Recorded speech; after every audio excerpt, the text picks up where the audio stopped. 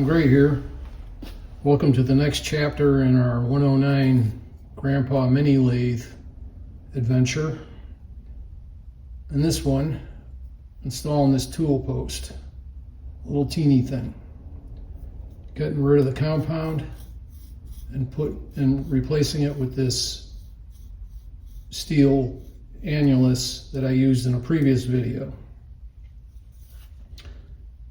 It works about as good as the previous video where I put on the big tool post, but it's a lot smaller and more compact and a lot easier to use. And I think this is going to be our go forward setup. Let me take you through what I did. In the last video, I put on this tool post, went to high-speed steel tooling, and made a couple other rigidity improvements. I got a suggestion from a viewer, buttered then a toast, to completely dispense with the compound and put the tool post directly on a steel disc mounted to the saddle. Get one more link out of the rigidity chain. And I think Quinn either did something or said something similar a year or two ago about just get rid of the compound. She's a lot better of a machinist than I am over at Blondie Hacks. And I think she's actually done it. If you watch some of her old videos, at least I seem to remember it. So happens that I've got this steel disc that I made for when I put a monster tool post on this thing. I'll link the video in the end screen. And I'm going to adapt the tool post to this. Furthermore, I got this. That's a tool post from the Taig. It's solid aluminum, 3/8 tool size, and it's just as simple as you can get. I'm going to mount that to that to that and see how we do on rigidity. I just bought that directly from Taig.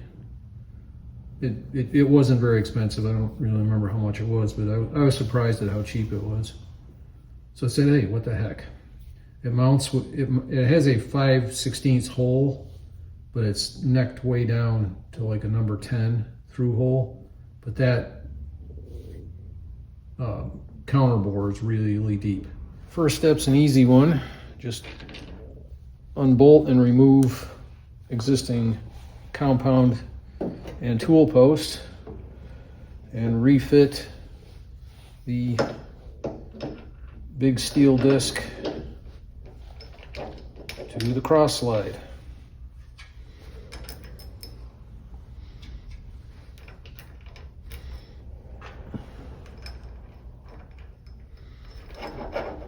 Moves very freely. Now looking right down the barrel here, looks like it wants to sit right about there, so that when we want max rigidity, we can run it right in, which would be when we have the smallest diameter work with highest tooling forces, and then when we've got the largest diameter work, at least that this chuck can hold, way out here. So again, we don't need a lot of stick out. My fingers simulating the tool. So it looks like that position will work. From the top, it looks like we want the footprint kind of right, that we want the mounting hole kind of right in the middle of the steel annulus here. Fancy word for a donut. It looks about righteous. So I'm going to put it directly across from the hole from the monster tool post, right about there. Before somebody asks, here's the tool post from the previous video, and at least on my existing little adapter disc, that isn't going to fit. It's running right into it runs right into both mounting nuts. I'd have to come up with a countersunk arrangement and then some kind of nut that goes into the tiny little Craftsman saddle. Some kind of weird T-nut thing. So this might have been kind of fun to mount this thing, but it looks like it's not going to work, or at least not easily. Maybe I'll do that in another video. Okay, back to the topic at hand. Mr. Taig looks like he wants to go right about there, at least this way. Let's check the height. All right, you're looking right down the barrel here. So this is a just a 3/8 tool that I just randomly grabbed. This is the steel disc, and using my ancient Lufkin rule here, it looks like the cutting edge wants to come up 7/16 of an inch. And it so happens that 7/16 is roughly the thickness of a standard 1/2 inch just hex nut. So plop one of those on there just as a setup aid. Finger tight the plate down. Using a folding flap from a cereal box as my tilt gauge. Let's see if I can work this. The cutter is obviously I think it's a left-hand face cut. Don't matter. I just want to roll a point on it.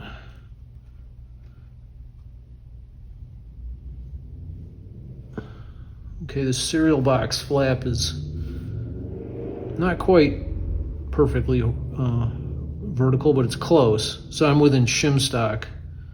That 7/16 wide nut gets me within shim stock of being right here. So if I raised it, the cereal box would tilt in like that. And if I lowered it, it'll tilt out like that. So I need to be right around 7/16. So let me see if I got some shims or bushings or material that can get me there. Junk pile to the rescue. So I found a little bronze bushing and an old roller bearing that almost do the job perfectly. So unlike a hardware store nut, these surfaces on a ball bearing are a lot more closely machined than a nut, which isn't machined at all. And then the bushing obviously is, or the shim, the ring shim there is obviously designed to be flat, and the two of them are almost perfect. That's perfect enough for me. So I'm just holding this with my finger, so oops, just dropped it. Okay, I'm gonna pop a hole in our base plate and get this screwed down. The mounting hole on the Taig is 5/16 almost all the way through. So there's only about 1/8 of an inch gland that's not 5/16 diameter. So the first thing I'm going to do, don't tell the Taig people, but I'm going to put a 5/16 hole all the way through it.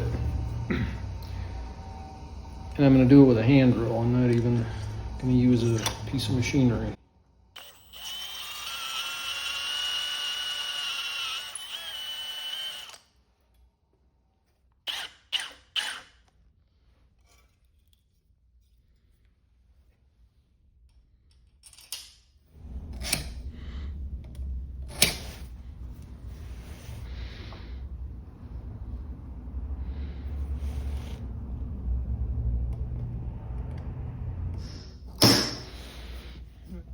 It's some pretty soft stuff.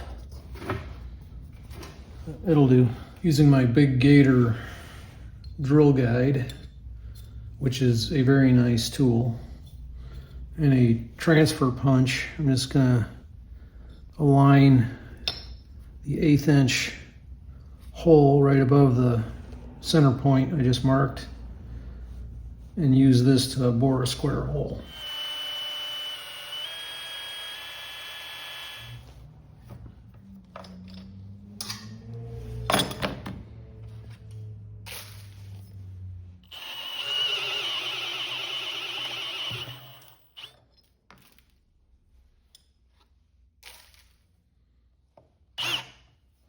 The Big Gator tap guide.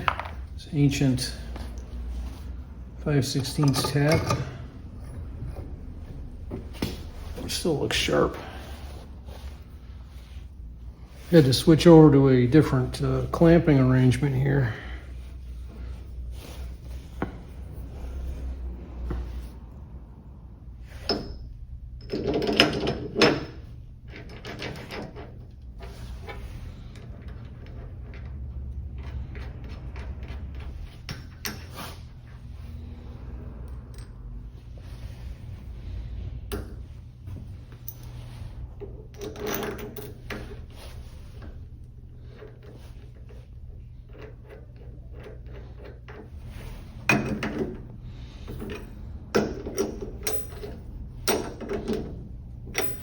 To square the tool post, I'm just going to run it against the chuck.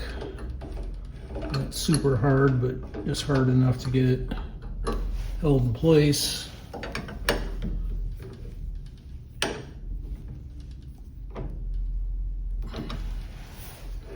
And then reefer down.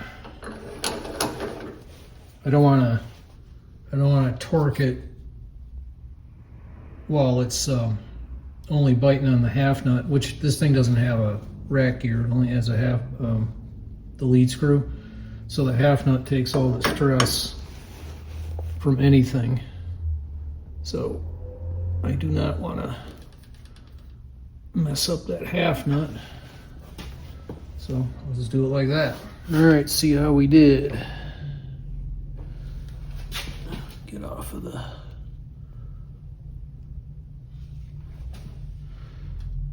Not bad. Could come up a little bit, but see, it's angled out a little bit, but good enough for now. Let's make a cut. Got her spooged up with some anchor lube.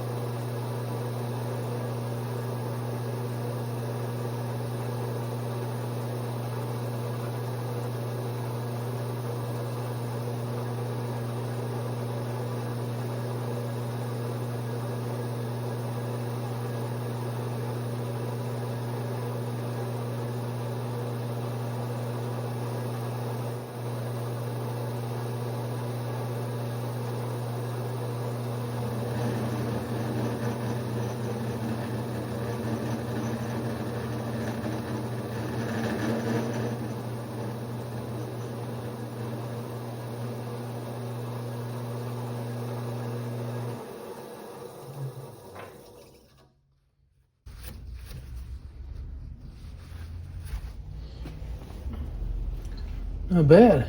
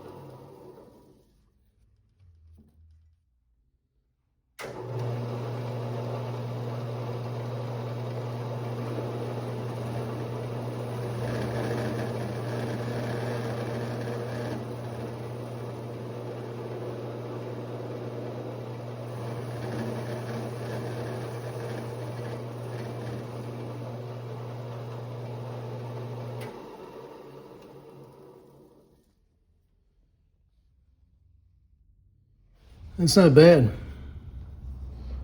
There's definitely some striations in it, but that's not bad. So I'm gonna make this the new baseline here. I think this is gonna be the go forward setup. Take another shot at this.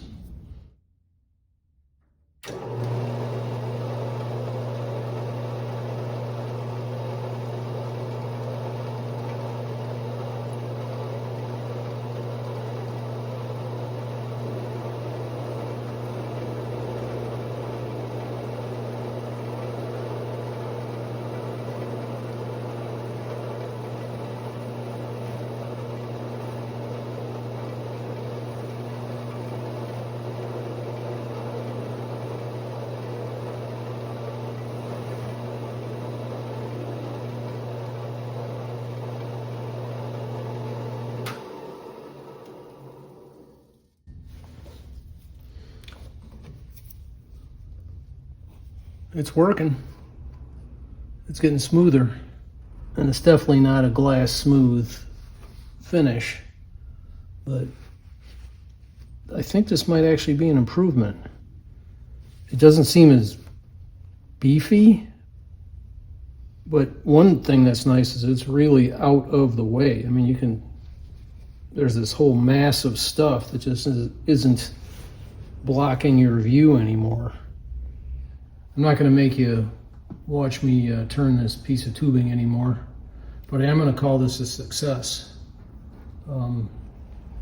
This is definitely just as rigid or more rigid than what the compound and that big tool post in it. Could probably be better.